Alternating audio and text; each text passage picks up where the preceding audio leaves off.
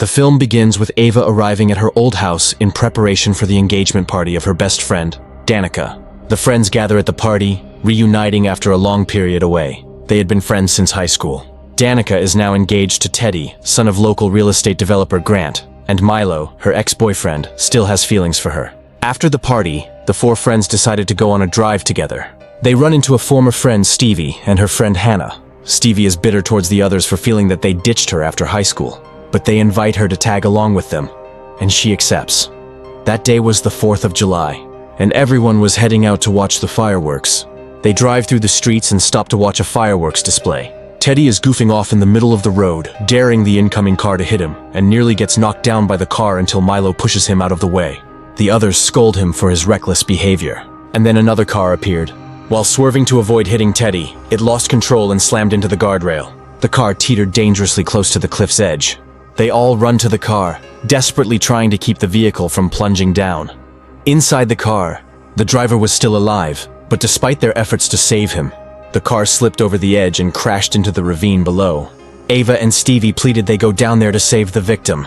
Meanwhile, Teddy dials the police and tells the group he has reported the accident, so they should leave immediately.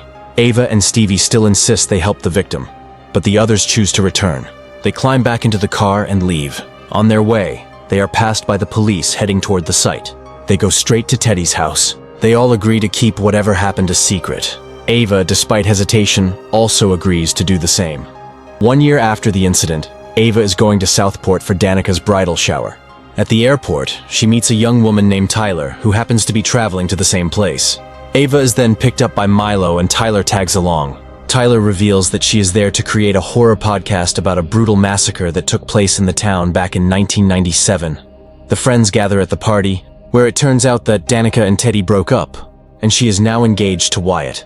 While opening gifts and cards, Danica gets a card that reads, "I know what you did last summer." She privately shows Ava, Milo, and Stevie, thinking that it must be from Teddy. Still pissed over their breakup, Ava, Milo, and Stevie go to Teddy's boat at the docks, where he is now spending most of his days drunk. He denies having sent the note to Danica and orders his former friends to leave him alone. Later that night, Danica and Wyatt are alone at home. She feels as if someone is lurking outside her house and gets closer to check. Just then, her fiancé, Wyatt, crept up from behind and scared her. Danica goes upstairs to take a bath. She put on her headphones and listened to music while she relaxed. Downstairs, the pool lights suddenly flicker on right in front of Wyatt. As he walks closer to check, the lights go out again. After seeing nobody, Wyatt turns around, but he is shot through the back with a harpoon gun. The assailant pulls it out and fires again, hitting him in the abdomen. Before he can react, a figure dressed in a black fisherman's slicker and carrying a hook enters the house and finishes him off. Danica cannot hear anything since she is listening to a tape during her bath. When she goes downstairs, she discovers Wyatt's lifeless body positioned upright while "You can't erase the past" is written on the wall in his blood. Everyone gathered at the police station, including Teddy. His father has already spoken with the police chief, and a patrol car has been assigned to guard Danica's home. They met again the following day to discuss who could be targeting them, especially since Wyatt was not even with them during the accident. They know that the victim's name was Sam Cooper, but they could not find anybody linked to him. Milo asked Ava about that girl, Tyler. Danica pulls up one of her podcast videos and starts playing it. In the video, Tyler explained that back in 1997, a killer hunted down a group of teens after they themselves had committed a murder, and it had all begun with a single note.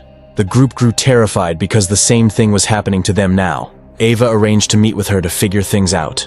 The scene then shifts to Tyler wandering around town while recording her podcast. Ava meets with Tyler, who explains the original massacre to her. Tyler brings Ava to the Bayside house, where the fisherman had attacked before. Tyler hurried upstairs to her next lead. Meanwhile, Ava quickly messaged her friends, warning them that Tyler seemed sketchy. But then, right before her eyes, the fisherman's slicker killer appears. She initially thought it was Tyler, but Tyler comes around and they run for their life. The killer lunged at Ava and she fought back, saving herself. The killer traps Ava in a cage before chasing Tyler upstairs. Tyler tries to escape, but the doors are locked. By the time Ava managed to force her way out of the cage, it was too late. Tyler gets stabbed and manages to unmask the fisherman, seemingly recognizing him after saying, "You." Stevie arrives in time to help Ava after getting a concerned message from Ava. They froze in horror as the killer displayed Tyler's lifeless body, dangling right in front of them. The scene then shifts to Julie. the woman who had lived through it all back in 1997. She is now a professor at a college. Ava goes to meet her, telling her that the same nightmare is happening again, and 2 of their friends are already dead. Ava begged for her help. Julie wants to put that part of her life behind her, but when she sees that Ava is in serious need of help, Julie invites Ava to her home. She explained that if history is truly repeating itself, then the killer has to be someone connected to the person who had died in that accident. There is no information about him online, and with the police covering up everything, it makes it impossible to find out who he is. Julie advises her to find the killer before he finds them. The citizens of Southport attend a town meeting after Tyler's death, which Grant is trying to cover up for fear that this will scare away tourists from the holiday weekend. He claims that Tyler was mentally unstable and that she committed suicide. Milo and Ava refuse to accept that. They argued that this wasn't an isolated death. Among those who believe that something is happening again is Ray, one of the original Southport massacre survivors who is also Stevie's boss. He tells them this had all happened before, and it is happening again. But Grant refused to listen. He insisted the police department would keep everyone safe. The scene then shifts to Stevie, who worked at Ray's bar. There, the group confided everything to Ray, and in that moment, they learned the truth. Julie was actually Ray's ex-wife. They begin searching for the person who had died in the accident, Sam Cooper. Their first step is to find out whose car Sam has been driving that night. They go to an impound lot believing that Sam's truck was brought there after the accident. They are asked for the license plate number, but they don't have it. They provided extra information about the car, and it was discovered that the vehicle belonged to Pastor Judah, and that Sam had stolen the truck from him. Meanwhile, Danica and Teddy go to the cemetery to search for Sam Cooper's grave. They find the graves of the original Southport victims, as well as Sam's grave, which has fresh flowers laid upon it, proof that someone who knew him had recently been there. They find the groundskeeper and ask him if he can check the security footage to see who left the flowers. When the groundskeeper goes to check, he gets his throat slashed by the fisherman. Teddy goes to find the man, but the fisherman appears and chases Danica into a nearby building. She hides in a parade float but is caught by the fisherman. Before he can kill her, Teddy tackles him, but he escapes. Teddy brings Danica to his house to recover. The scene then cuts back to Julie. Her security system detected motion outside her home. Armed with scissors, she crept toward the door, but it wasn't the killer. It is Ray. He confronts Julie over her telling Ava to investigate the killer herself, as she and her friends could fall victim to the same things their own friends did. Ray explains that one of the girls working at his bar is part of their group, and she is a good kid who doesn't deserve this. Just then, Ava and Stevie call them. The friends gather at Danica's house for safety, but when Stevie had to leave for her bar shift, Danica insisted that no one else should sleep alone. That meant Ava and Milo would share a room. Once inside, the two grew close and tried to hook up. But when Ava tells him to choke her, he freezes and pulls away, stopping himself. He excuses himself and goes to get his phone charger from the car. Sitting alone in his car, Milo tries to psych himself up to do what Ava asked. Before he can go back inside, the fisherman emerges and strangles Milo with a rope before snapping his neck. From the window, Ava saw Milo's car driving away. The next day, Ava and Danica go to the church to meet Pastor Judah, where they find Hannah, who recognizes them as Stevie's friends. Judah seems resistant to discussing what happened with Sam. Danica sneaks off into Judah's office and goes through Judah's notebooks, finding pictures of him with Sam.